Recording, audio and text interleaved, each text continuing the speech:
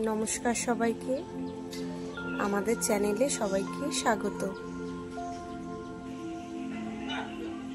আগের ভিডিওটাতে যেমন বলেছিলাম যে গরমে জারবেরার পরিচর্যা সম্পর্কে কিছু কথা বলবো। গরমে জারবেরাকে রাখার মূল সেটা হচ্ছে এদের সঠিক পরিবেশ দেওয়া। আমাদের ছাদে এরা এখন একটি গ্রিন শেডের তলায় রয়েছে। আমাদের পশ্চিমবঙ্গের হার্শ ওয়েদার এদের জন্য খুব একটা ভালো না, তাই আমরা এদেরকে একটা সঠিক পরিবেশ দেওয়ার চেষ্টা করব। এপ্রিল মাস পড়তে না পড়তেই এখানকার টেম্পারেচার 38 ডিগ্রি সেন্টিগ্রেডে পৌঁছে গেছে। জারবেরাগুলি আদর্শ পরিবেশ হচ্ছে 9 থেকে 21 ডিগ্রি সেলসিয়াস। এই টেম্পারেচার একমাত্র আমরা শীতকালেই পাই, গরমকালে তাই এদেরকে শেডে রাখা খুবই দরকার। এবারে এদের খাবারের কথায় আসি। গরমকালে অবশ্য এদের একটু মিনিমাল খাবার দিতে হবে। 15 দিনে একবার ব্যালেন্স ফুড মানে NPK 19-19-19। এই যে গাছের পাতাগুলো এত সুন্দর দেখছেন, একদম চকচকে সবুজ, এটার জন্য গরমকালে 15 দিন অন্তর অ্যামাইনো অ্যাসিড স্প্রে করি।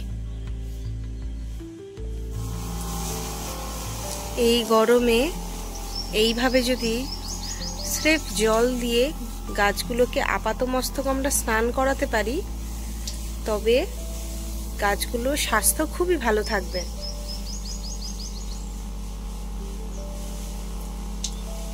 স্রেফ জলের মধ্যে আপনাদের কিচ্ছু মেশাতে হবে না। জলের যে ফোর্স থাকে সেই ফোর্সের সাথে যদি স্প্রে করেন, অনেক পোকা মাকড় গাছ থেকে নির্মূল হবে। আমরা চেষ্টা করব যতটা কম হোক কীটনাশক ব্যবহার করার, কারণ ওষুধ একটু বেশি মাত্রায় ব্যবহার করে ফেললে পোকামাকড়গুলো ওই ওষুধের আর কোনো এফেক্ট হবে না, ওরা ওষুধগুলোকে রেজিস্ট করতে শুরু করবে।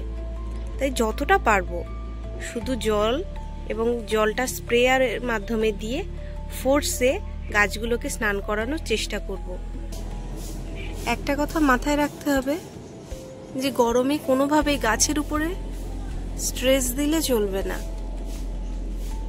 তার জন্য যতই ভালো ফুল হোক গাছে, ফুলের মায়া করলে চলবে না।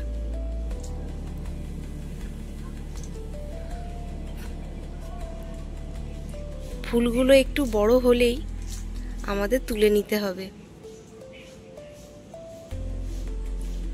আগে গাছের স্বাস্থ্য, গাছ যদি ভালো থাকে আপনারা গাছ ভরে ফুল পাবেন। আপনারা যদি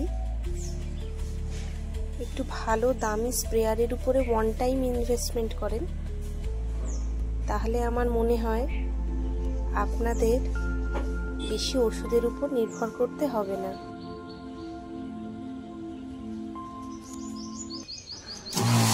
আমাদের এই স্প্রেয়ারটি রয়েছে, এটি দিয়েই আমরা সব গাছে জল স্প্রে করি।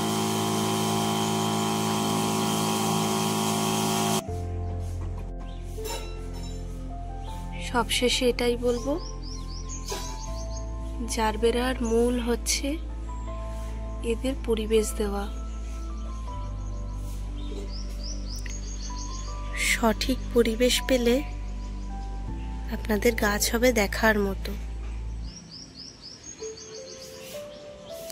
আর হ্যাঁ, ফুলের মায়া করবেন না, ফুলগুলো একটু বড় হলেই তুলে নেবেন, দিয়ে ঘর সাজাবেন।